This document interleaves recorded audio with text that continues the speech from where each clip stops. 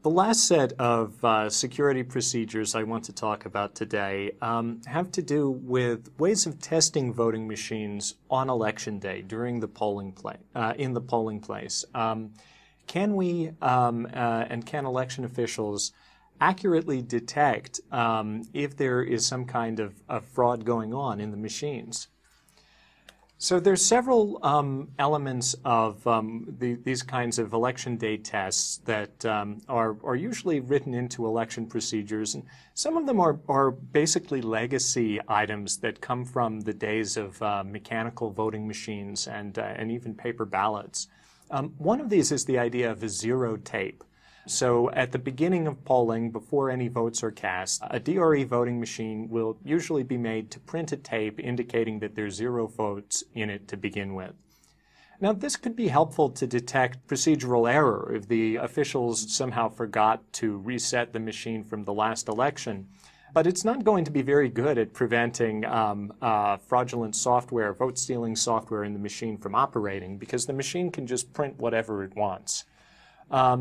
Another kind of testing that we can have some more to say about is so-called logic and accuracy testing. Now, this is an idea that comes from the days of mechanical lever machines. And some of the procedures that were written for those machines still survive in the era of DREs. Logic and accuracy testing involves allowing people at the polling place, poll workers, or even candidates' representatives to cast a number of votes on the machine before real voting starts. So they'll have a miniature mock election at the beginning. Now, on a lever machine, this is a really good idea. You want to make sure that all those gear mechanisms work, that they actually add a vote every time someone casts one for each candidate, that they don't add more than one. But on a DRE, like the zero tape, this can have almost no effect in catching actual vote-stealing software. Vote-stealing software would just recognize that this is the logic and accuracy test because it's a separate mode the machines are put into. And it would just be programmed. The sensible thing for any attacker thinking like an attacker is to program your fraudulent software not to cheat during the logic and accuracy test. So at best, this could catch programming glitches, it could catch errors in the ballot design, but it's not going to catch genuine fraud. A third kind of test that is something that's been proposed but is not used everywhere yet is an idea called parallel testing. And the idea here is that on election day, we're going to take aside some machines and conduct an election on them that's just not going to count. So we're going to maybe randomly select a machine from a few precincts, and on those machines we're going to have some volunteers vote according to a script, and then at the end of the election day we'll print out the totals from those machines and make sure that it matches the script. So before I talk about whether this is a useful security procedure, I want to give you a chance to think about it yourself. If you were programming vote-stealing software on machines that might potentially undergo this sort of parallel testing, how would you still make it cheat? What could go wrong? So there's several ways that vote-stealing software in a DRE might try to avoid being caught in parallel testing, even if some machines are taken aside and carefully watched where you know what the outcome should be after people vote following a script. There are ways that vote-stealing software could avoid being detected. One way is that the vote-stealing software could just try to differentiate between a real election and a scripted election. Probably the simplest way to do that is to look at the total number of votes. In a simplistic parallel testing regime, maybe you just have a few votes, 100 votes, whereas in a real election, the machine might be counting many hundreds of votes on election day. So the vote-stealing software could just be programmed only to cheat after enough votes were cast. A more sophisticated parallel testing regime would have a script that had enough votes that it would be similar to a realistic election. But sophisticated vote-stealing software might still try to detect that it was a scripted action and not a real one. Some things it could look for would be how long each voter took. People who are following a script are going to get very quick at casting the ballots, whereas real voters are going to sometimes take shorter time and sometimes longer. Another thing that the vote-stealing software could look for is errors that voters make. Real voters are going to make errors, go back and correct them. Perhaps people following a script are just going to do it correctly with a higher probability. So any kind of behavior that separates your scripted voting from real voting is something vote-stealing software could pick up on and decide not to cheat if it thinks it's being tested. Another kind of way that vote-stealing software could defeat parallel testing is by using something called a secret knock. This is a signal that someone operating the machines, a user, can send to the software by some sequence of actions, say touching a particular place on the screen or even just voting a predetermined series of choices. There are many ways to imagine making a secret knock on the machine, but there are a couple of ways that this kind of triggering action could change its behavior. You might program your vote-stealing software so that it only starts to cheat if it receives a secret knock.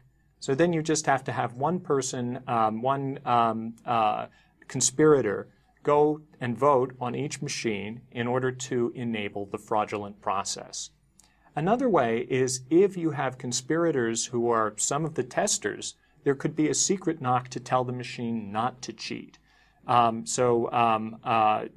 This is potentially a more risky strategy for the attacker, but it's one that if you know your conspirators are going to be there, it would work. Another question about parallel testing, though, it's probably a trickier one, is what do you do if problems are found? It's already election day. The votes have already been recorded on the DREs. If there's no paper record, but you think that some of them might have been tampered with, what can you do? Those votes are already potentially lost and at least not able to be trusted. So parallel testing has its limitations. It's possible that it would catch certain simplistic forms of fraud, certain poorly designed attacks that didn't anticipate it. But it's not going to be any sort of guarantee that the voting machines are behaving honestly.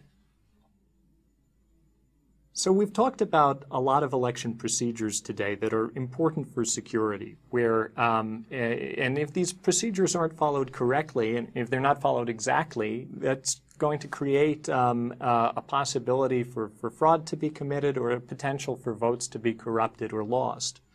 But you have to remember that the people who are charged with following these sometimes very complicated procedures are election workers who are often volunteers or often given just a basic amount of training and who only have to carry out these complicated instructions a couple of times a year at most on election days.